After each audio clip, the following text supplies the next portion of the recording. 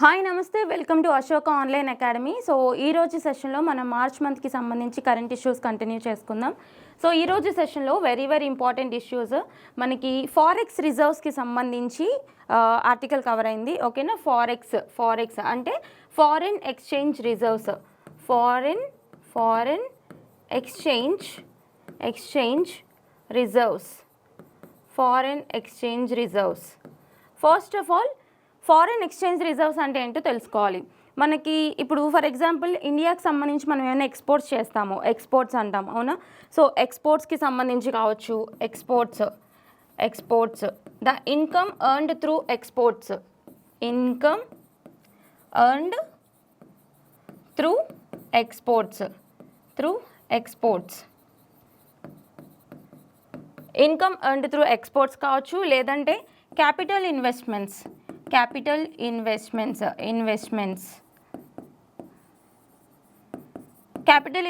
అంటే long term investments ఉంటాయి కదా, లైక్ ఇన్ఫ్రాస్ట్రక్చర్ డెవలప్మెంట్ కోసం, పెద్ద ప్రాజెక్ట్స్ కోసం మనకి ఫారిన్ కంట్రీ నుంచి కావచ్చు, లేదా ఫారిన్ కంట్రీలో సెటిల్ అయిన ఈ యొక్క ఇండియన్ డయాస్పోరాకి సంబంధించిన వాళ్ళు కావచ్చు, ఎవరి నుంచి అయినా కానీ ఇండియాలో క్యాపిటల్ ఇన్వెస్ట్మెంట్స్ ఎక్కువ వస్తున్నాయి అనుకోండి, వాటిని కూడా మనం ఫారిన్ ఎక్స్చేంజ్ రిజర్వ్స్ అనే పిలుస్తాము. ఓకేనా?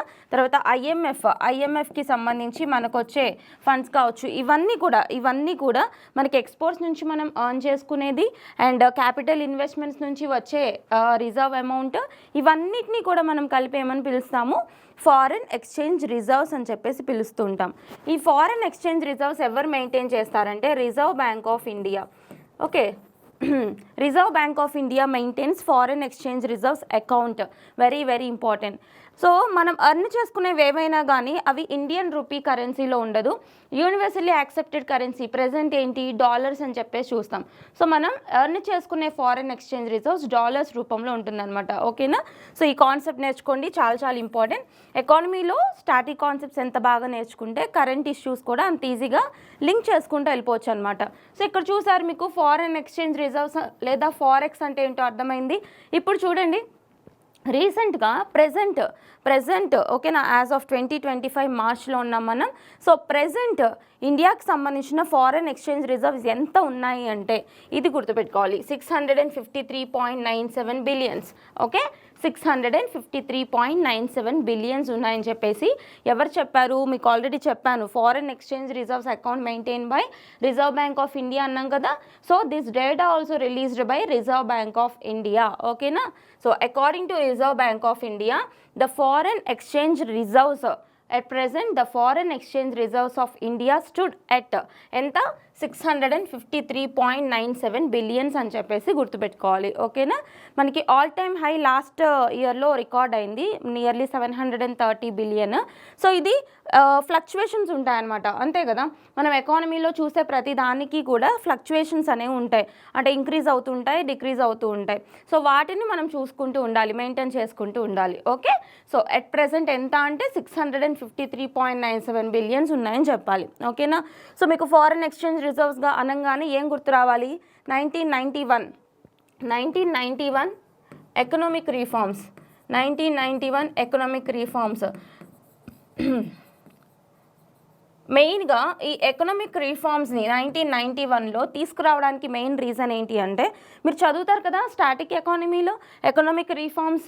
ఓకే, రావ్ సింగ్ మోడల్ అని చెప్పేసి పివి నరసింహారావు గారు, then prime minister of India, Manmohan Singh గారు, then finance minister of India, as well as he is a famous economist.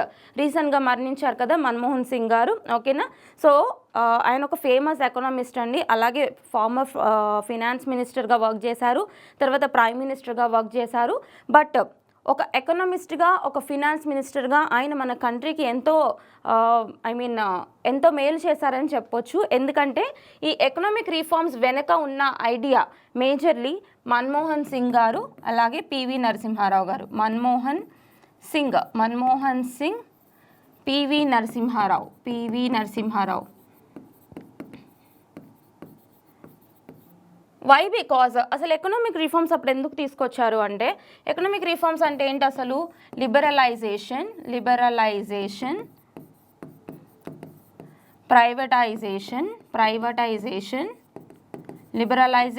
Privatisation, globalisation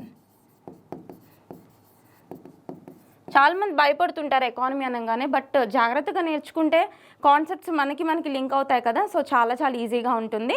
అప్పుడు మీకు అన్నిటికంటే ఫేవరెట్ సబ్జెక్ట్స్ అవుతాయి ఈ పాలిటీ కావచ్చు, ఎకానమీ కావచ్చు, ఇవన్నీ కూడా. సో ఇక్కడ చూడండి ఎందుకు తీసుకురావాల్సిన అవసరం వచ్చింది అంటే 1991 ఎకనామిక్ రీఫార్మ్స్ కంటే ముందు ప్రీ ఎకనామిక్ రీఫార్మ్స్ టైంలో మన ఫారెన్ ఎక్స్చేంజ్ రిజర్వ్స్ చాలా తగ్గిపోయాయి. Forex decreased before economic reforms. So economic reforms కంటే ముందు ఫారెన్ ఎక్స్చేంజ్ రిజర్వ్స్ తగ్గిపోయాయి అనమాట. సో ఏం చేశారు అప్పుడు, ఈ ఫారెన్ ఎక్స్చేంజ్ రిజర్వ్స్ని పెంచడానికి ఎకనామిక్ రీఫార్మ్స్ని ఇంట్రడ్యూస్ చేయాల్సిన అవసరం వచ్చింది. అంటే లిబరలైజేషన్ అంటే కొంచెం లైసెన్సింగ్ సిస్టమ్ని ఫ్రీ చేయడం అనమాట. అప్పట్లో మనకి లైసెన్స్ రాజ్ సిస్టమ్ అని చెప్పేసి ఉండేది, సో దాన్ని తీసేయడం. తర్వాత ప్రైవేటైజేషన్ అంటే మేజర్ సెక్టర్స్ మ్యానుఫ్యాక్చరింగ్ అంతా కూడా అప్పట్లో గవర్నమెంట్ కంట్రోల్లో ఉండేది, under the control of government ఉండేది. ఏవో కొన్ని సెక్టర్స్ మాత్రం ప్రైవేట్ వాళ్ళకి ఇచ్చేవాళ్ళు అనుమతి. అయితే ప్రైవేటైజేషన్ చేయడం వల్ల ఏం జరిగింది అంటే ఈవెన్ అన్ని రంగాల్లో కూడా, అన్ని సెక్టర్స్లో కూడా ప్రైవేట్ మ్యానుఫ్యాక్చరర్స్ని ఎంకరేజ్ చేయడం స్టార్ట్ చేశారు. ఓకేనా, అదొకటి. నెక్స్ట్ గ్లోబలైజేషన్ అంటే ఏంటంటే ఎఫ్డిఐస్ ఓపెన్ చేశారనమాట. ఎఫ్డిఐస్ అంటే ఏంటి, ఫారెన్ డైరెక్ట్ ఇన్వెస్ట్మెంట్స్.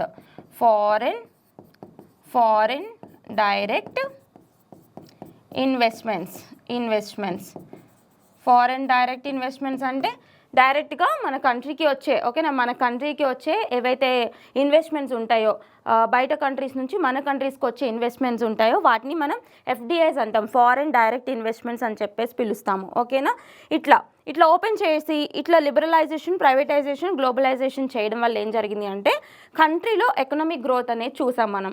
దాని ద్వారానే ఇప్పుడు మనం చూస్తున్న ఫారెన్ ఎక్స్చేంజ్ రిజర్వ్స్ కూడా అంత పెరిగాయి.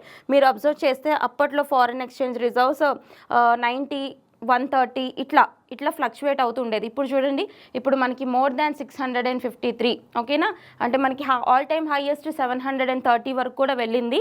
అయితే చూద్దాం, ఇంకా పెరగొచ్చు, చూద్దాము.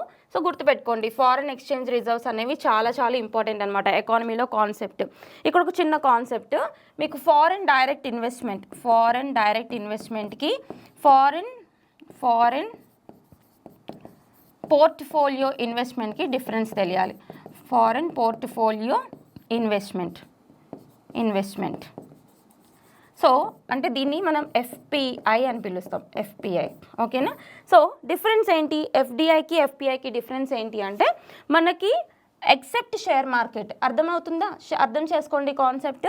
ఎక్సెప్ట్ షేర్ మార్కెట్ తప్ప రిమైనింగ్ అన్ని సెక్టార్స్కి వచ్చే ఇన్వెస్ట్మెంట్స్ని, ఫారిన్ కంట్రీస్ నుంచి వచ్చే ఇన్వెస్ట్మెంట్స్ని మనం ఎఫ్డిఐస్ అని పిలుస్తాం, ఎఫ్డిఐస్. ఓకేనా, ఓన్లీ షేర్ మార్కెట్కి సంబంధించి మనకు వచ్చే ఇన్వెస్ట్మెంట్స్ ఉంటాయి కదా, share market or stock market ఏదైతే ఉంటుందో ఆ సెక్టర్కి సంబంధించి వచ్చే ఇన్వెస్ట్మెంట్స్ని మనం ఫారెన్ పోర్ట్ఫోలియో ఇన్వెస్ట్మెంట్స్ అంటాం. ఓకేనా, ఇన్వెస్ట్మెంట్స్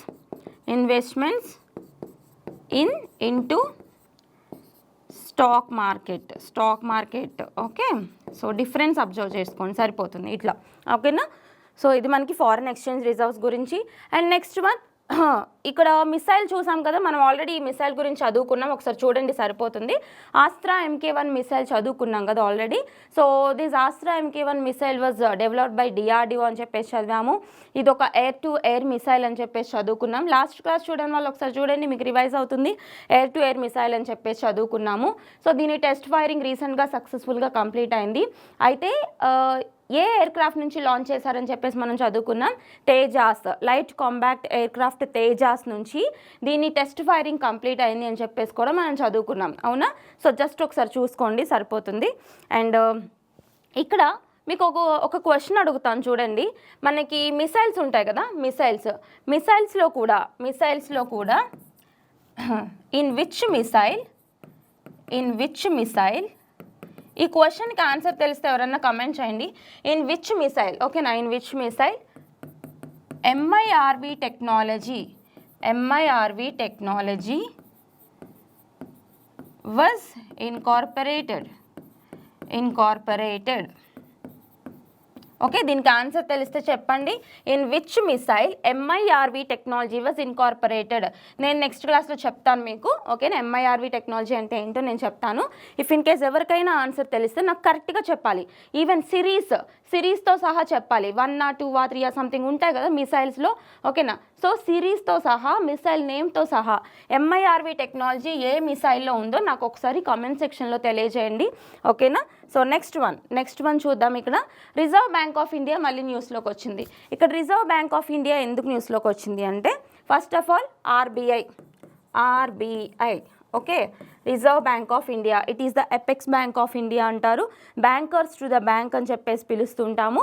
తర్వాత సుపీరియర్ బ్యాంక్ కదా.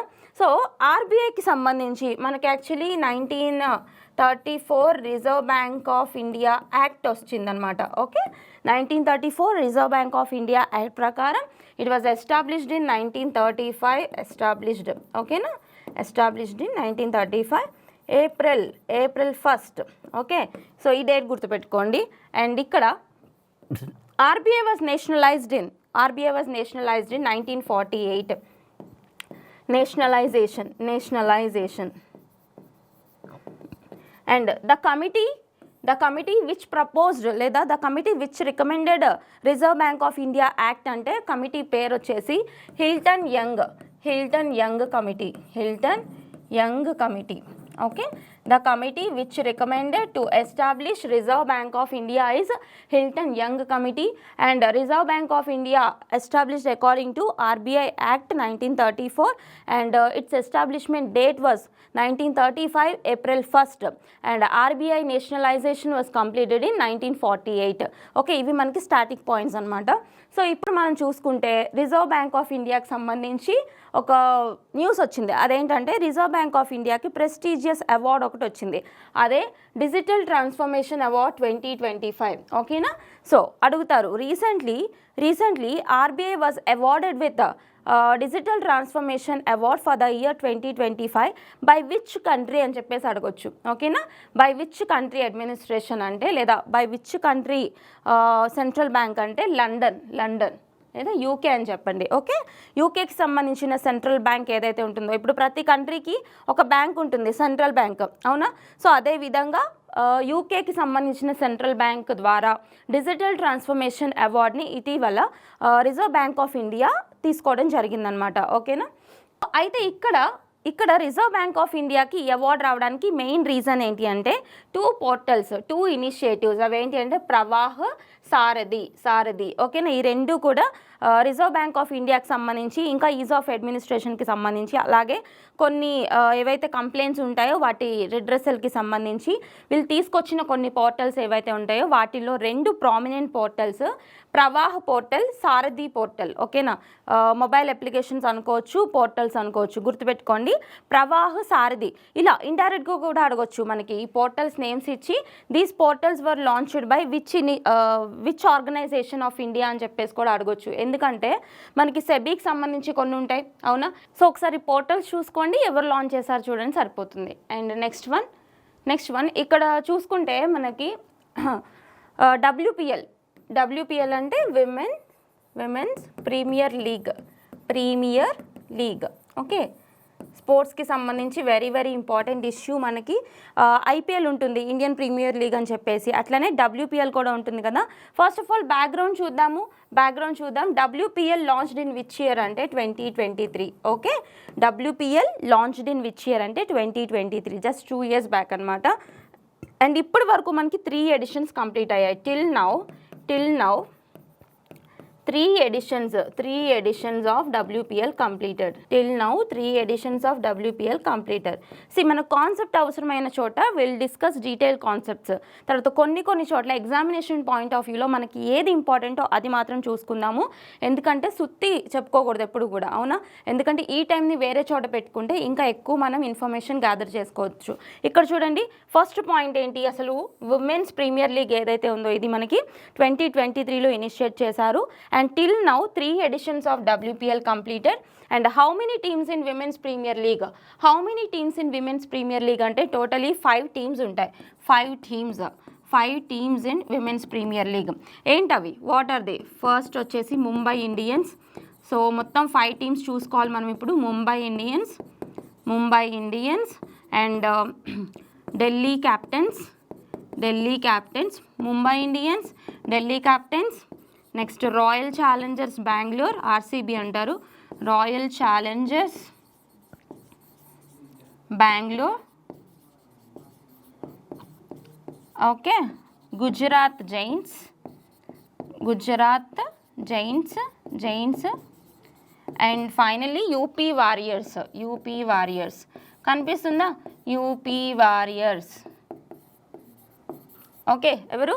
Mumbai Indians, Delhi Capitals, Royal Challengers Bengaluru, Gujarat Giants and UP Warriors. These are the 5 teams present in Women's Premier League. So ఇప్పుడు మనకు న్యూస్లోకి ఎందుకు వచ్చింది అంటే, ఇప్పుడు 3rd ఎడిషన్ ఏదైతే ఉందో, ఈ 3rd ఎడిషన్ మనకి జరిగింది కదా, ఎక్కడ ముంబైలో జరిగింది. సో ఈ 3rd ఎడిషన్లో మళ్ళీ మనకి ముంబై టీం విజేతగా నిలిచింది. ఓకేనా? Mumbai Indians secured their 2nd WPL title in 3 seasons. So అందుకనే చెప్తున్నా, ఇప్పుడు వరకు 3 seasons అయ్యాయి, 3 ఎడిషన్స్ అయ్యాయి కదా. గుర్తుపెట్టుకోండి, మనకి 1st ఎడిషన్లో కూడా ముంబై ఇండియన్స్ గెలిచింది. In the first edition the winning team is Mumbai Indians. Okay, ఇప్పుడు మళ్ళీ third edition. So in the 3rd edition the winning team is also Mumbai Indians. Okay, so 3rd edition Mumbai Indians won upon Delhi Capitals వచ్చేసి defending champions. Won upon Delhi Capitals. ఓకేనా? So 3 ఎడిషన్స్లో 2 editions Mumbai Indians టీమే గెలుచుకుందనమాట. Okay, చూడండి. So ఈ year మనకి ముంబైలో జరిగింది కదా, అక్కడ గెలిచిన టీం కూడా ముంబై ఇండియన్స్ అని చెప్పేసి చూసి సరిపోతుంది. And next article.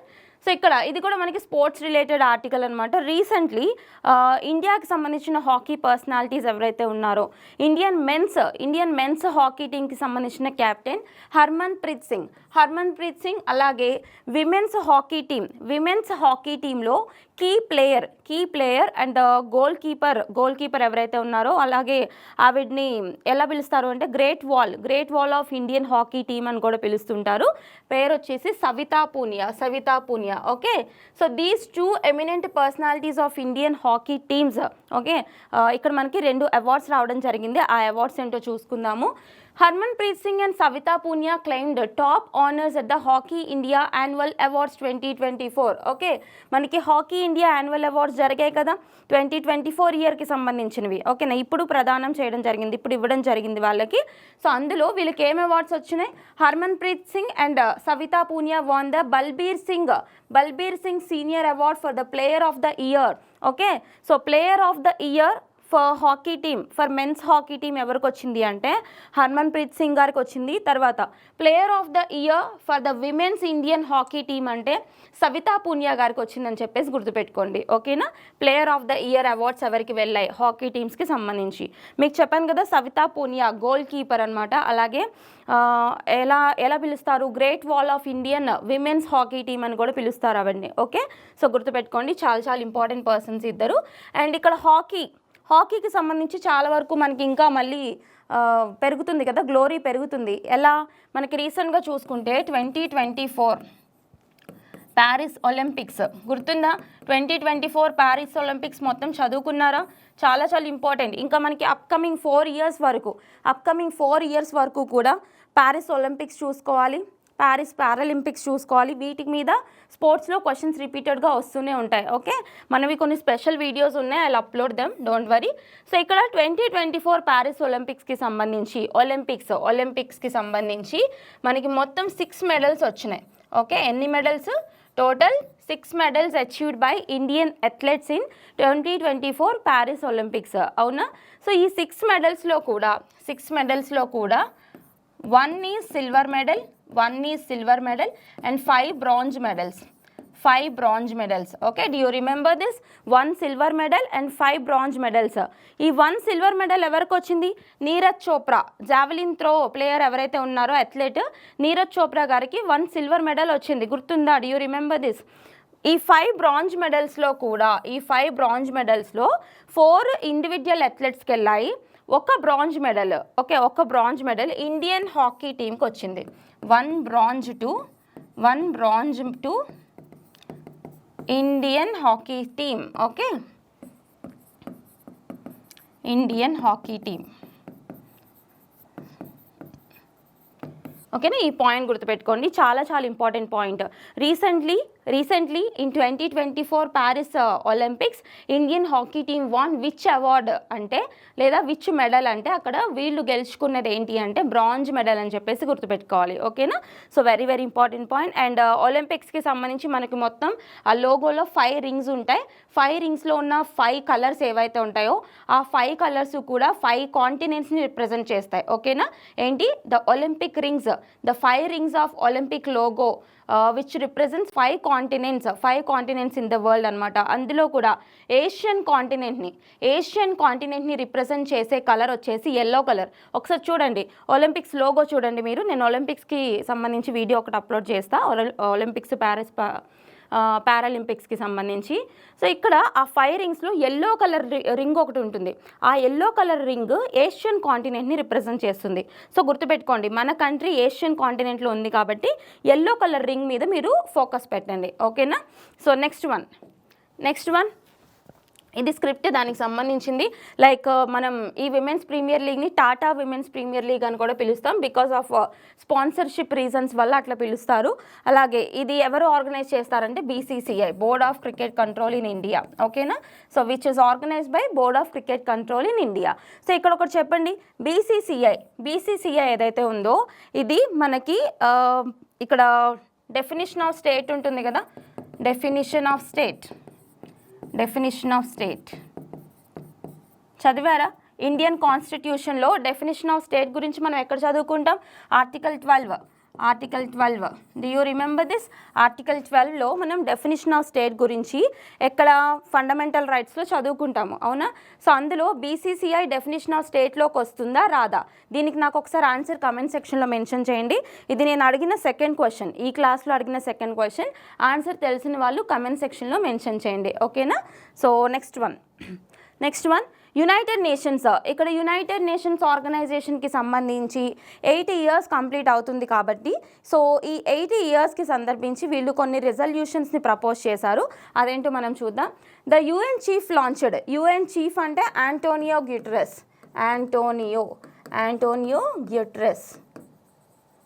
ఓకేనా, సో UN చీఫ్ అంటే Antonio Guterres launch a new initiative to reform the United Nations as it approaches 80th anniversary, saying 193 member global organization needs an urgent update to deal with major funding reductions. కొన్ని reforms propose చేయడానికి UN అంటే United nations ఆర్గనైజేషన్లో కొన్ని reforms propose చేయడానికి రీసెంట్గా United nations organisation వాళ్ళు ఒక ఇనిషియేటివ్ని launch చేశారు. అదే UN80 ఇనిషియేటివ్. ఇది మనం ఇంటర్నేషనల్ రిలేషన్స్లో డిస్కస్ చేసుకోవాలి. ఏంటి UN80 ఇనిషియేటివ్ అని గుర్తుపెట్టుకోండి. 80 అని ఎందుకు పెట్టారు? UN లాంచ్ చేసి మనకి 8 ఇయర్స్ అవుతుంది కాబట్టి UN80 అని పెట్టడం జరిగింది. మీకు తెలుసు కదా, 1945లో లాంచ్ అయింది యునైటెడ్ నేషన్స్.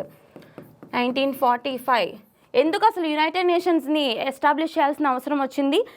మనకి వరల్డ్ వార్ టూ కంప్లీట్ అయిన తర్వాత మొత్తం కంట్రీస్ మధ్యలో ఒక పీస్ అనేది ఎస్టాబ్లిష్ చేయాలి అని చెప్పేసి వరల్డ్ పీస్ కోసం మనకి యునైటెడ్ నేషన్స్ ఆర్గనైజేషన్ని తీసుకొచ్చారనమాట. ఓకేనా, సో చూడండి, జస్ట్ మీకు డెస్క్రిప్టివ్ పాయింట్ ఆఫ్ వ్యూలో కొన్ని ఎగ్జామినేషన్స్లో, మెయిన్స్ లాంటి ఎగ్జామినేషన్స్, కొంచెం పెద్ద ఎగ్జామినేషన్స్లో ఇటువంటివి డెస్క్రిప్టివ్ ఫార్మాట్లో కొన్ని పాయింట్స్ రాయమని అడుగుతారు. ఓకేనా, అక్కడ మనం డీటెయిల్గా చదువుకోవచ్చు. ఇక్కడ చూడండి, న్యూఢిల్లీ వరల్డ్ పారా అథ్లెటిక్స్ గ్రాండ్ ప్రిక్స్. ఇక్కడ చూస్తే మన కంట్రీలో వరల్డ్ పారా అథ్లెటిక్స్ ఇయర్ జరుగుతున్నాయని చెప్పేసి మనం ప్రీవియస్గా డిస్కస్ చేసుకున్నాం. సో ఇప్పుడు ఈ పారా అథ్లెటిక్స్ కంప్లీట్ అయ్యాయి. అందులో కూడా చాలా చాలా ఇంపార్టెంట్ గుర్తుపెట్టుకోండి, India topped the medal Tally. So మీకు ఐడియా ఉంది కదా మెడల్ టాలీ అంటే మనం ఏ టోర్నమెంట్స్ చూసినప్పటికీ కూడా ఓకేనా వరల్డ్ వైడ్గా పార్టిసిపెంట్స్ ఉండే టోర్నమెంట్స్ చూసినప్పుడు మెడల్ టాలీ చూసుకోవాలి, అందులో ఇండియా యొక్క పొజిషన్ చూసుకుంటూ ఉంటాం అవునా. సో ఇక్కడ చూసుకుంటే ఈ గ్రాండ్ ప్రిక్స్ ఏదైతే ఉంటుందో పారా అథ్లెటిక్స్ గ్రాండ్ ప్రిక్స్ ఈవెంట్ ఏదైతే ఉంటుందో ఇందులో ఇండియా టాప్డ్ అంటే ఫస్ట్ పొజిషన్ తీసుకుంది ఎక్కువ మెడల్స్ సెక్యూర్ చేసి. సో ఒకసారి చూద్దాం, ఇక్కడ ఇట్లాంటి స్టేట్మెంట్స్ అడుగుతారు, ఈ స్టేట్మెంట్ ఫోకస్ చేయండి. టోటల్గా ఎన్ని మెడల్స్ ఇండియన్ టీంకి వచ్చాయి, అందులో గోల్డ్ ఎన్ని, సిల్వర్ ఎన్ని, బ్రాంజ్ ఎన్ని, ఇటువంటి స్టేట్మెంట్స్ వస్తాయి. సో ఈ స్టేట్మెంట్ చాలా ఇంపార్టెంట్ అవుతుంది. చూద్దాం ఒకసారి. India finished on top of the medal Tally at the world para athletics grand prix event. అర్థమవుతుందా? హోస్ట్లు కూడా అడుగుతారు, ఒక టోర్నమెంట్ ఇచ్చి దానికి సంబంధించి హోస్ట్ ఎక్కడ జరిగింది వెన్యూ అని చెప్పేసి అడుగుతారనమాట. ఇక్కడ చూద్దాం, world para athletics grand prix 2025 held in New Delhi, winning a total of 134 medals. Total how many medals? 134 medals, including 45 gold, 40 silver and 49 bronze medals. ఎన్ని? 45 gold, 40 silver and 49 bronze medals అన్నమాట. అలాగే ఇంకొక point, till 2028 ఇప్పుడు మనం present ఎక్కడున్నాం? Present we are in 2025. Okay, till 2028 this event will be annually celebrated in India only. So ఈ point గుర్తుపెట్టుకోండి, అర్థమవుతుందా? So this event marked India's first time hosting an international para athletics event which will now be an annual event till 2028. Okay, so present India for the first time host చేసిందని కూడా గుర్తుపెట్టుకోవాలి. And ఇక్కడ చూద్దాం, ఇక్కడ న్యూఢిల్లీలో ఏ stadium? Jawaharlal Nehru స్టేడియంలో జరిగింది. అలాగే టోటల్ నెంబర్ ఆఫ్ అథ్లెట్స్ ఎంతమంది అంటే 150 ఇండియన్ అథ్లెట్స్ పార్టిసిపేట్ చేశారు. ఎంత? 150 ఇండియన్ అథ్లెట్స్ పార్టిసిపేట్ చేస్తే 90 మెడల్ ఈవెంట్స్లో పార్టిసిపేట్ చేస్తే totally we have secured 134 medals. Okay, so చూడండి చాలా వరకు అందరూ కూడా మెడల్స్ గెలుచుకున్నారనమాట. సో ఇంతవరకు చూసుకుంటే సరిపోతుంది. నెక్స్ట్ వన్ చూస్తే ఇక్కడ యునెస్కో న్యూస్లోకి వచ్చింది. United Nations Educational Scientific Cultural Organisation. Okay, UNESCO United Nations Educational Scientific Cultural Organisation. Okay, ఇక్కడ యునెస్కోకి సంబంధించి ఎందుకు న్యూస్లోకి వచ్చింది అంటే recently from India six sites were introduced into the tentative list of UNESCO. మీకు యునెస్కో అనగానే మనకి వరల్డ్ హెరిటేజ్ సైట్స్ గుర్తొస్తాయి. క్రియేటివ్ సిటీస్ నెట్వర్క్ అని చెప్పేసి గుర్తొస్తుంది. తర్వాత ఇంటాంజిబుల్ కల్చరల్ హెరిటేజ్ సైట్స్ గుర్తొస్తాయి.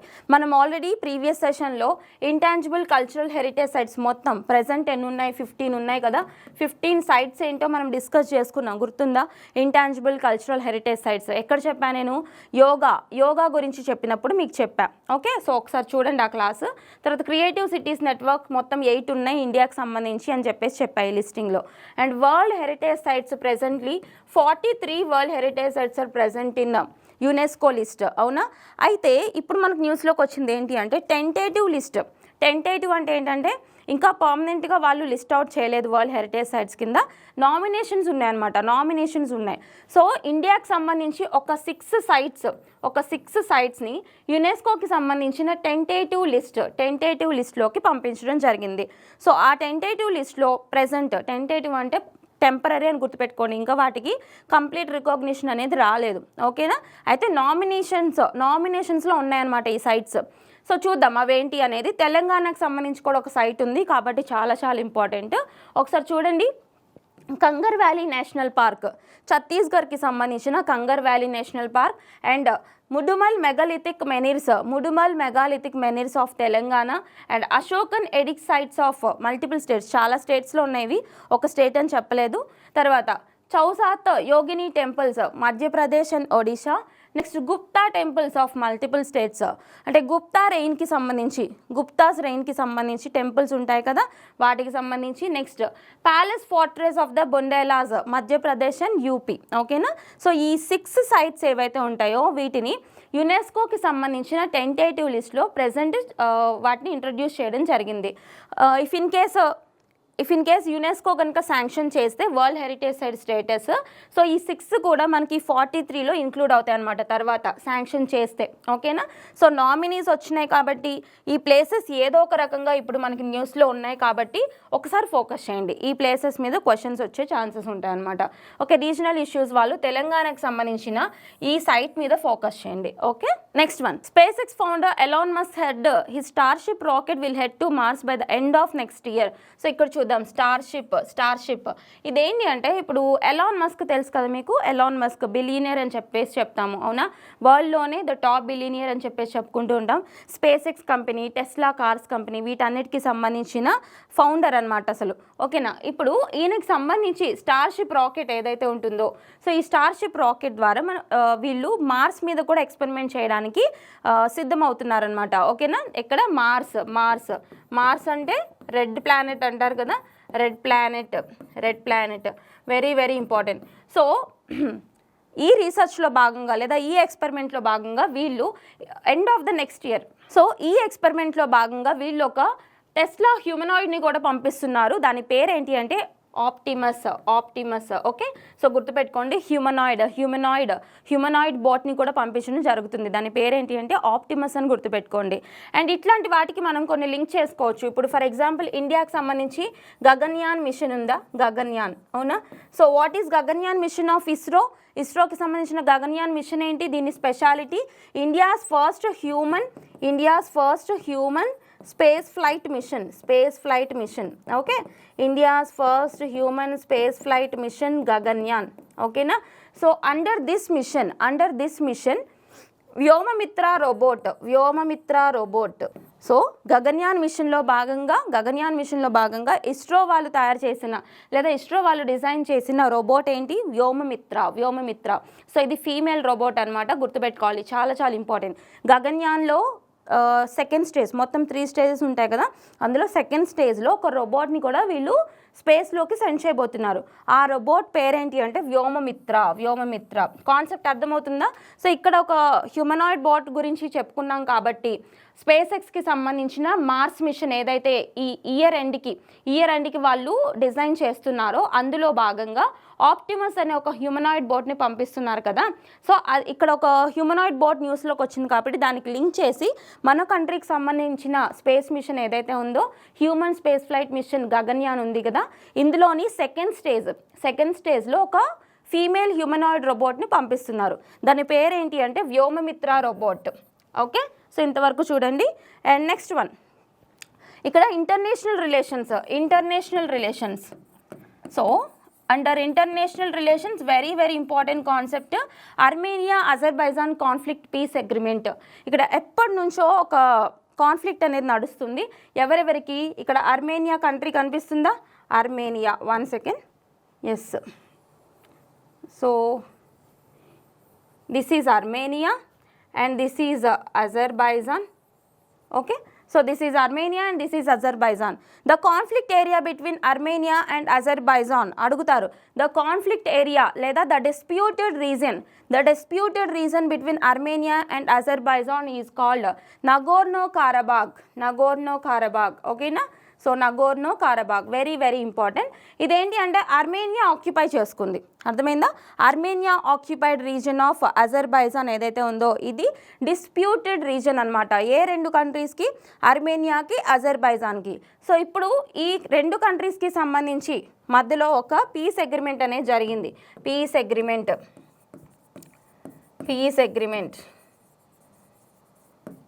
Between Armenia and Azerbaijan. ఓకేనా? జస్ట్ చూడండి సరిపోతుంది, మనకు న్యూస్లోకి వచ్చింది కాబట్టి మనం డిస్కస్ చేసుకుంటున్నాం. సో దీనికి సంబంధించిన అడ్మినిస్ట్రేషన్ని ఏదైతే అజర్బైజాన్కి విడిచిపెడుతూ ఒక పీస్ అగ్రిమెంట్ అనేది చేసుకున్నారు. అంతవరకు చూడండి. మ్యాప్ పాయింటింగ్ ఇంపార్టెంట్, చాలా చాలా ఇంపార్టెంట్. మీకు ఇక్కడ వరల్డ్ మ్యాప్ ప్రకారం చూసుకుంటే ఇక్కడ చూద్దాము ఒకసారి, ఆర్మేనియా అండ్ అజర్బైజాన్ ఇక్కడ ఉన్నాయి 2. సో ఇక్కడ బార్డర్స్ చూసుకోవాలి, అలాగే ఏ సీజ్ ఉన్నాయి, వీటి చుట్టూరు ఏ సీజ్ ఉన్నాయి, and countries A countries borders ఉన్నాయి చూడండి. ఇక్కడ చూస్తే Georgia, and this side Turkey, and ఇక్కడ చూస్తే మనకి ఇక్కడ వీటితో బార్డర్స్ అయితే లేవు. అండ్ ఇక్కడ సీస్ చూడండి, మనకి మోస్ట్లీ చెప్పేది ఏంటి అంటే ఈ అర్మేనియా అజర్బైజాన్ 2 సీస్ మధ్యలో ఉంటుంది. ఆ 2 సీస్ ఏంటి అంటే ఇక్కడ చూసుకుంటే మనకి కాస్పియన్ సీ ఉంది అండ్ ఇక్కడ వచ్చేసి బ్లాక్ సీ ఉంది, అవునా? సో ఒకసారి లింకప్ చేయండి, మొత్తం అన్నీ లింకప్ చేయండి. మనకి ఇవన్నీ కూడా డిస్ప్యూటెడ్ రీజియన్సే. ప్రజెంట్ చూసుకుంటే డిస్ప్యూటెడ్ రీజియన్స్. ఎందుకు చెప్పుకుందాం, ఇక్కడ బ్లాక్ సీ ఉందా, ఇక్కడ చూస్తే యుక్రెయిన్ ఉంటుంది, ఈ సైడ్ చూస్తే రష్యా ఉంటుంది. మీకు ఆల్రెడీ నేను ఫస్ట్ నుంచి చెప్తున్నా, బ్లాక్ సీ చాలా ఇంపార్టెంట్. దాని బార్డరింగ్ కంట్రీస్ అడుగుతారు. ఎందుకు అడుగుతారు? రష్యా యుక్రెయిన్ క్రైసిస్ 2022 ఫిబ్రవరి 24 నుంచి నడుస్తుంది కాబట్టి ఈ ఏరియా ఇంపార్టెంటే మనకి, బ్లాక్ సీ చుట్టూరు ఏరియా. ఇప్పుడు అర్మేనియా అజర్బైజాన్ న్యూస్లోకి వచ్చింది కాబట్టి ఇక్కడ కాస్పియన్ సీ కూడా ఇంపార్టెంటే, అవునా? అండ్ ఈ కిందకు వచ్చేసండి, ఈ కిందకు రండి, ఇక్కడ మెడిటరేనియన్ సీ ఉందా, మెడిటరేనియన్ సీ ఇది కూడా ఇంపార్టెంటే. ఎందుకు ఇంపార్టెంట్ మెడిటరేనియన్ సీ? సిరియా వాళ్ళ ఇంపార్టెంట్. అలాగే ఇజ్రాయెల్ పాలెస్టైన్, ఇదిగోండి ఇక్కడ ఇది ఇజ్రాయెల్, ఇది లెబనాన్, ఇది సిరియా, ఇది జార్డన్, ఇక్కడ ఇరాక్. ఓకే, ఇవన్నీ కూడా ఇప్పుడు ప్రజెంట్ డిస్ప్యూటెడ్ రీజన్సే కదా. కాబట్టి ఈ మ్యాప్ పాయింటింగ్ చూడండి, చాలా ఇంపార్టెంట్. నోట్ చేసుకోండి ఒకసారి, ఓకేనా? Next one, ministry of Home affairs. ఇక్కడ ఏంటంటే జస్ట్ ఒక చిన్న ఇష్యూ. అదేంటంటే మనకి తెలుసు న్యూ క్రిమినల్ లాస్ ఉన్నాయి కదా, న్యూ క్రిమినల్ లాస్ మనకి ఎప్పటి నుంచి ఇంప్లిమెంటేషన్లోకి వచ్చాయండి? July 1st. From July 1st 2024 new criminal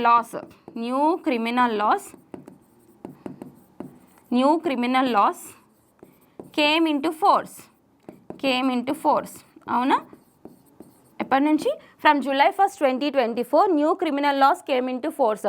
ఇందులో కూడా మనం చూసుకుంటే Indian penal code IPC, Indian penal code ప్లేస్లో BNS Bharatiya Nyaya Samhita, CRPC in the place of criminal procedure code we have introduced BNSS Bharatiya Nagarik Suraksha Samhita. and in the place of Indian Evidence Act we have introduced Bharatiya Sakshya Adhiniyam BSA. Okay, Bharatiya Nyaya Sanhita, Bharatiya Nagarik సురక్షా సంహిత, భారతీయ సాక్ష్య అధినియం. ఓకేనా? So ఇవి మనకి new criminal laws, new and these were old one, British ఎరా. ఓకేనా? So చూడండి 1860, 1973 అట్లా ఉంటాయి years. So ఇవి మొత్తం కూడా మనకి ఎప్పటి నుంచి ఇంప్లిమెంటేషన్లోకి వచ్చాయి? మొత్తం ఇండియా వైడ్గా July 1st 2024 నుంచి ఇంప్లిమెంటేషన్లోకి వచ్చాయి. ఇవన్నీ కూడా మనం చూసుకున్నాం, అవునా? సో ఇప్పుడు ఏంటి అంటే ministry of Home affairs, criminal laws అంటే దేని కిందకి వెళ్తుంది? మినిస్ట్రీ ఆఫ్ హోమ్ అఫైర్స్ కదా. So under ministry of Home affairs recently a meeting was conducted. దేనికి సంబంధించిన మీటింగ్? ఈ న్యూ క్రిమినల్ లాస్ ఉంటాయి కదా, వీటిని నార్త్ ఈస్టర్న్ స్టేట్స్లో ఇంట్రడ్యూస్ చేయడానికి. ఓకే, ఇంకా ఇంట్రడ్యూస్ కాలేదు. సో నార్త్ ఈస్టర్న్ స్టేట్స్లో కూడా ఇంట్రడ్యూస్ చేయడానికి ఒక రివ్యూ మీటింగ్ ఏదైతే ఉందో వాళ్ళు మినిస్ట్రీ ఆఫ్ హోమ్ అఫైర్స్ వాళ్ళు కండక్ట్ చేసుకున్నారు. ఆ మీటింగ్ ఎక్కడ జరిగింది అని అడుగుతారు. సో గుర్తుపెట్టుకోండి, గౌహతి. మీటింగ్స్కి హోస్ట్ ఇంపార్టెంట్. గౌహతి అంటే Assam. Okay, recently a meeting was held in northeastern states to introduce the new criminal laws which was hosted by which city అని చెప్పేసి అడగొచ్చు. గౌహతి. ఓకేనా? సో అండర్ విచ్ మినిస్ట్రీ అంటే మినిస్ట్రీ ఆఫ్ హోమ్ అఫైర్స్ అనమాట. So present ఎవరు ministry of Home affairs అన్న ministry of cooperation, okay, ministry of cooperation అన్న అమిత్ షా గారు ఉన్నారు. తెలుసు కదా మీకు. మినిస్ట్రీ ఆఫ్ కోఆపరేషన్ కూడా ఉంది, తెలుసు కదా. ఓకేనా? కోఆపరేటివ్స్కి సంబంధించి చదువుకుంటాం. నెక్స్ట్ వన్, ఆస్క్ దిశ 2.0. ఇదేంటి అంటే మినిస్ట్రీ ఆఫ్ రైల్వేస్ తీసుకొచ్చారు. మినిస్ట్రీ ఆఫ్ రైల్వేస్ వాళ్ళు తీసుకొచ్చిన ఒక యాప్. ఈ యాప్ దేనికి సంబంధించింది? బుక్ ట్రైన్ టికెట్స్ బుక్ చేసుకోవడానికి ఒక నోవెల్ యాప్ అనమాట. ఈ యాప్ని తీసుకొచ్చిన వాళ్ళు ఎవరు అంటే మినిస్ట్రీ ఆఫ్ రైల్వేస్ వాళ్ళు తీసుకొచ్చారు. జస్ట్ టు ద పాయింట్ చూస్తే సరిపోతుంది. అండ్ ప్రీవియస్గా జూప్ అనే ఒక యాప్ని కూడా తీసుకొచ్చారు.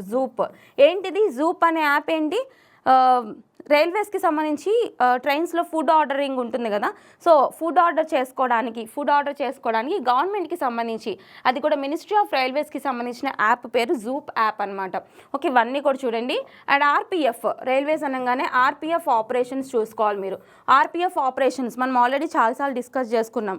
మనకి ఆర్పిఎఫ్ ఆపరేషన్స్లో రీసెంట్గా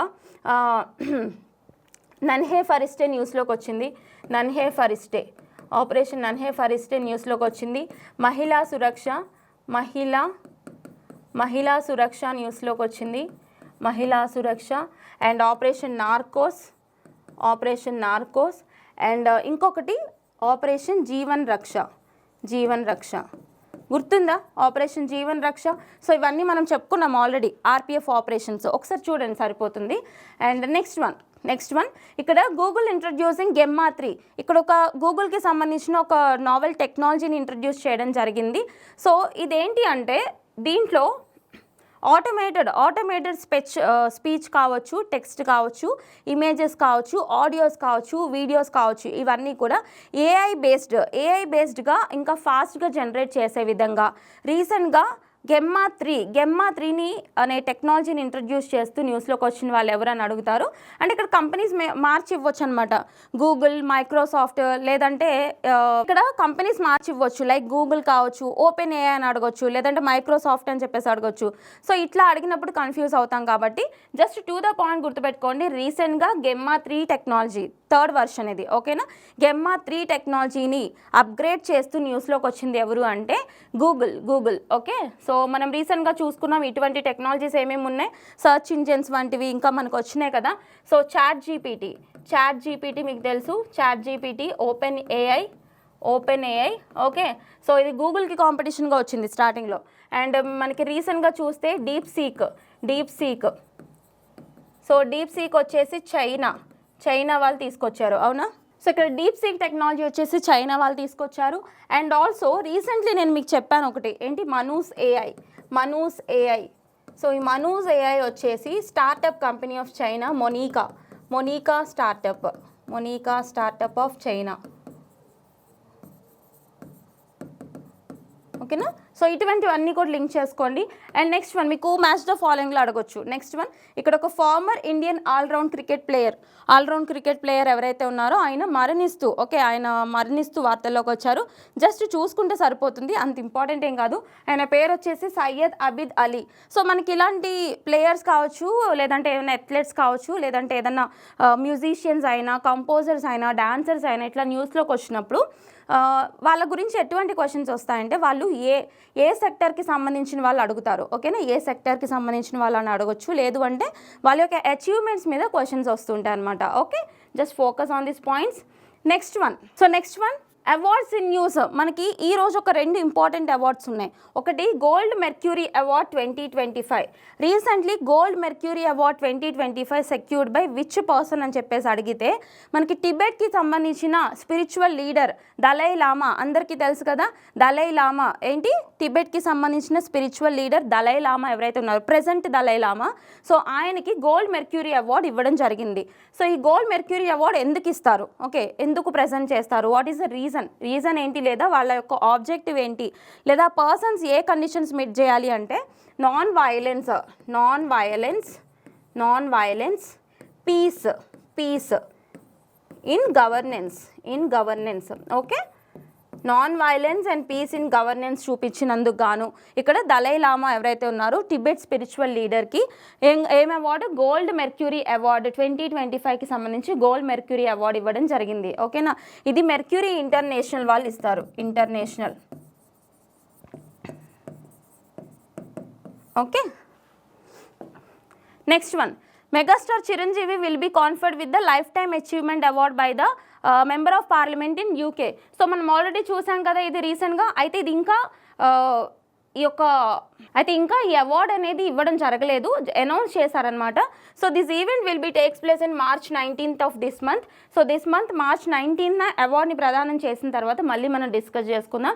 జస్ట్ చూడండి, రీసెంట్లీ ఫేమస్ యాక్టర్ తెలుసు కదా, ఆంధ్రప్రదేశ్కి సంబంధించిన ఫేమస్ యాక్టర్ మెగాస్టార్ చిరంజీవి గారు ఎవరైతే ఉన్నారో, సో ఈయనకి యూకే పార్లమెంట్కి సంబంధించి life time achievement award confer చేయడం జరిగింది, ఓకే? అండ్ నెక్స్ట్ వన్ చూస్తే ఇక్కడ Marburg virus outbreak in Tanzania. So మనం ప్రీవియస్గా తెలుసు మనకి టాంజానియా కంట్రీ ఉంది కదా, టాంజానియా ఆఫ్రికన్ కంట్రీ అని చెప్పేసి పిలుస్తాము. African nation Tanzania. Tanzania. So ఈ టాంజానియాలో ప్రీవియస్గా మార్బర్గ్ వైరస్ అవుట్బ్రేక్ అనేది చాలా ఎక్కువగా ఉండింది.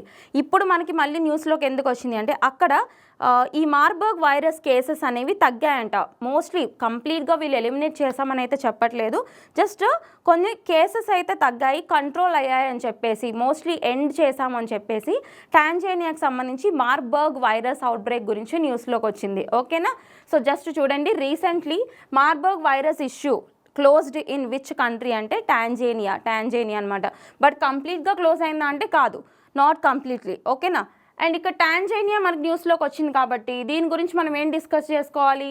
మన కంట్రీలో ఐఐటీస్ ఉంటాయి కదా, ఐఐటీస్ చూడండి, ఐఐటీస్కి సంబంధించి బయట కంట్రీలో కూడా మన కంట్రీకి సంబంధించిన ఐఐటీస్ని ఎస్టాబ్లిష్ చేస్తున్నారు. సో అందులో భాగంగా IIT Madras first IIT from India, the first IIT from India which was established outside India అంటే ఎక్కడ అంటే టాంజానియాలో ఎస్టాబ్లిష్ చేశారనమాట. ఆ ఐఐటి పేరేంటి అంటే ఐఐటి మద్రాస్. సో గుర్తుపెట్టుకోండి, ఇప్పటి వరకు చూసుకుంటే మనకి till now only 2 IITs were established outside the India. అర్థమవుతుందా? Till now only 2 IITs established outside India. అవేంటి అంటే ఒకటి ఐఐటి మద్రాస్ ఎక్కడ టాంజానియా జాంజిబర్ అంటారు, టాంజానియాలోని జాంజిబర్ లొకేషన్. ఓకే. అండ్ ఇంకొకటి IIT Delhi. This one was established in United Arab Emirates UAE. Okay. So ఈ రెండు చూసుకుంటే సరిపోతుంది అనమాట. ఆల్రెడీ మనకి ఆస్ట్రేలియాకి సంబంధించి యూనివర్సిటీ ఆఫ్ డియాకిన్ యూనివర్సిటీ కావచ్చు, వలాంగాంగ్ యూనివర్సిటీస్ కావచ్చు, ఈ రెండు ఇండియాలో ఒక చోట ఎస్టాబ్లిష్ చేశారు. అవి ఎక్కడ అంటే గిఫ్ట్ సిటీ ఆఫ్ గుజరాత్. సో ఈ పాయింట్ కూడా లింక్ చేసుకోండి. మనకి Deakin University and Wollongong universities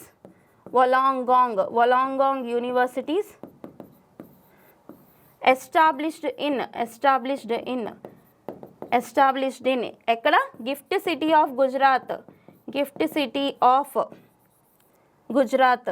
so what is the GIFT City of Gujarat స్టేట్కి సంబంధించిన గిఫ్ట్ సిటీ అంటే మనం ఏం చెప్తాము, గాంధీనగర్. ఓకే. సో మనకి లింక్ అయ్యే పాయింట్స్ అన్నీ కూడా ఒక చోట నేర్చేసుకుంటే బర్డెన్ తగ్గిపోతుంది. ఇక్కడ చూడండి, ఇండియాకి సంబంధించిన 2 ఐఐటీస్ అవుట్సైడ్ ఇండియా ఎస్టాబ్లిష్ చేశారు. అవేంటి, అందులో ఫస్ట్ది ఏంటి అంటే IIT Madras was established in Zanzibar of Tanzania. And second one IIT Delhi was established in United Arab Emirates. ఓకేనా. సో అయితే ఫారిన్ కంట్రీస్కి సంబంధించిన కొన్ని యూనివర్సిటీస్ని ఇండియాలో ఎస్టాబ్లిష్ చేశారు. అవేంటి, Deakin University and Wollongong University which were established in. ఓకేనా. డియాకిన్ యూనివర్సిటీ కంప్లీట్ ఎస్టాబ్లిష్మెంట్ అయిపోయింది, వలాంగాంగ్ యూనివర్సిటీ ఆన్ ద ప్రాసెస్లో ఉందన్నమాట. ఓకేనా. ఎక్కడ అంటే GIFT City of Gujarat, that is nothing but the Gandhinagar అని చెప్పేసి గుర్తుపెట్టుకోవాలి. ఇక్కడ మనం టాంజానియా గురించి చూసాం కాబట్టి నేను ఇక్కడ టాంజానియా ఇక్కడ లింక్ చేస్తూ ఈ పాయింట్స్ అన్నీ చెప్పాను అనమాట. ఓకే, ఒకసారి చూడండి. And next one, sea levels rise by unexpected amount in 2024. NASA says. Okay, NASA ఈ నాసా ఏంటి, యునైటెడ్ స్టేట్స్ ఆఫ్ అమెరికాకి సంబంధించిన స్పేస్ ఏజెన్సీ, రైట్. సో ఇక్కడ నాసా ఏం చెప్తుంది అంటే మనం ఎక్స్పెక్ట్ చేయనంతగా సీ లెవెల్స్ పెరిగిపోతున్నాయంట. సో వీళ్ళు ఎంత సీ లెవెల్స్ పెరుగుతున్నాయని చెప్పారు, ఒకసారి చూడండి. 0.59 సెంటీమీటర్స్ పర్ ఇయర్. ఓకే, అడగొచ్చు. Recently NASA released a report about the rise in sea levels, that too by how much centimeters అంటే 0.59 సెంటీమీటర్స్ పర్ ఇయర్ అని చెప్పేసి గుర్తుపెట్టుకోవాలి. ఫస్ట్ ఆఫ్ ఆల్ అసలు సీ లెవెల్స్ ఎందుకు రైజ్ అవుతాయి, ఇదంతా కూడా మనకి ఎన్వైర్మెంటల్ స్టడీస్కి సంబంధించిన కాన్సెప్ట్. ఇప్పుడు ఏదైతే గ్లోబల్ వార్మింగ్ ఉంటుందో ఒకసారి చూడండి, చైన్ లింక్లా ఉంటుంది మొత్తం. So due to global warming అంటే ఎర్త్ మొత్తం కూడా వార్మ్ అయిపోవడం అనమాట, మన గ్లోబ్ అంతా వార్మ్ అయిపోవడం. దేనికి సంబంధించి, ఈ కార్బన్ ఎమిషన్స్, ఈ పొల్యూటెన్స్ ఇవన్నీ కూడా హయ్యెస్ట్ కాన్సన్ట్రేషన్స్లో మొత్తం ఎర్త్ యొక్క అట్మాస్ఫియర్ చుట్టూ ఉండిపోవడం వల్ల ఏం జరుగుతుంది, అక్కడ హీట్ అంతా కూడా ట్రాప్ అయిపోతుంది. అవునా. So insolation is equal to terrestrial radiation అవ్వాలి, అంతే కదా. ఇన్సోలేషన్ అంటే ఇక్కడ చూడండి, ఇట్లా మనకి సన్ నుంచి ఎర్త్ మీద పడే సన్ రేస్ ఏవైతే ఉంటాయో రేడియేషన్స్, వాటిని మనం ఇన్సోలేషన్ అని చెప్పేసి పిలుస్తాం. అలాగే ఎర్త్ ఎమిట్ చేసేదాన్ని టెరెస్ట్రియల్ రేడియేషన్ అంటాం. టెరెస్ట్రియల్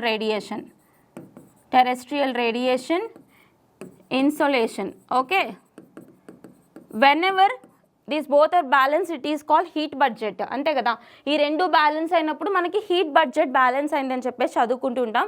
ఇలా ఉండడం వల్ల స్టేబుల్గా ఉంటుంది. అయితే ఇక్కడ ఏం జరుగుతుంది, ఈ రెండు బ్యాలెన్స్ అవ్వట్లేదు. ఏం జరుగుతుందంటే ఎక్కువ అమౌంట్ బయటికి వెళ్ళట్లేదు, వెళ్ళకుండా ఇక్కడ ఎర్త్ చుట్టూ ట్రాప్ అయిపోయి ఉంటుంది హీట్ అంతా కూడా. హీట్ అంతా ఇక్కడ ట్రాప్ అయిపోయి ఉండడం వల్ల ఎర్త్ యొక్క టెంపరేచర్స్ అనేవి రైజ్ అవుతున్నాయి అన్నమాట. Rise in the temperatures of globe. అంతే కదా. సో ఇలా టెంపరేచర్స్ అన్నీ రైజ్ అవ్వడం వల్లనే మనకి గ్లోబల్ వార్మింగ్ అనే కండిషన్ చూస్తున్నాం. సో ఈ కండిషన్ వల్ల ఏం జరుగుతుంది అంటే, ఏదైనా జనరల్గా చూడండి, ఏదైనా ఎక్కువ హీట్ అయింది అంటే అక్కడ కోల్డ్ పార్టికల్స్ అన్నీ కూడా కరిగిపోతూ ఉంటాయి, అవునా.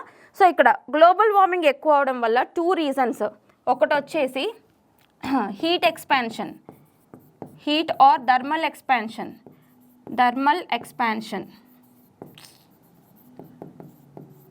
Heat or thermal expansion. So next one వచ్చేసి melting of glaciers, heat or thermal expansion. Next one melting of glaciers.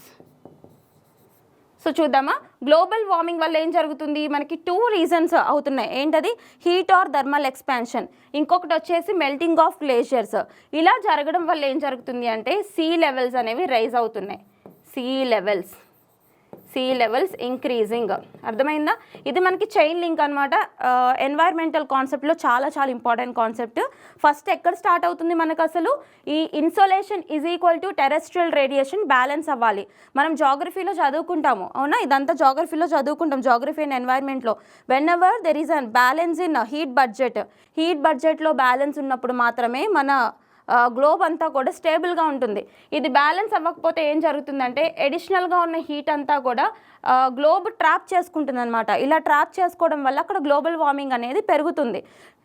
Earth యొక్క టెంపరేచర్స్ పెరుగుతున్నాయి. మనకు ఒక టార్గెట్ ఉంది, మీకు తెలుసు కదా, ప్యారిస్ అగ్రిమెంట్.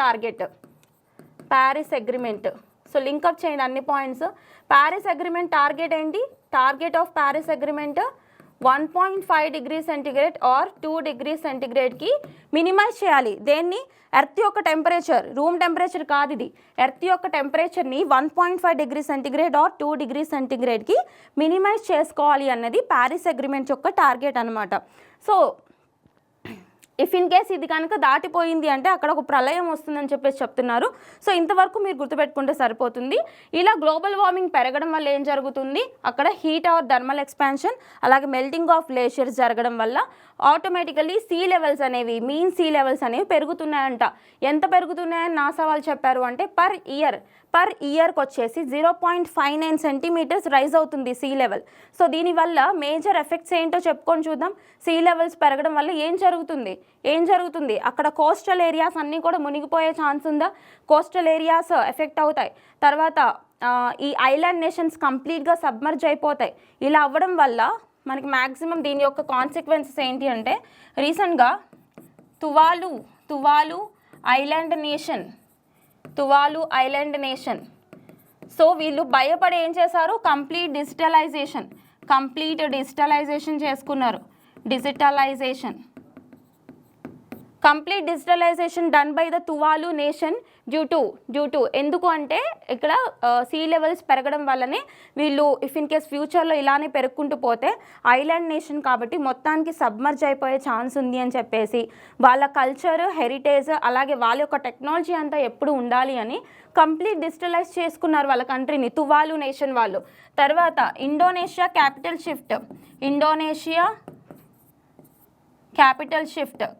షిఫ్ట్ ఓకేనా.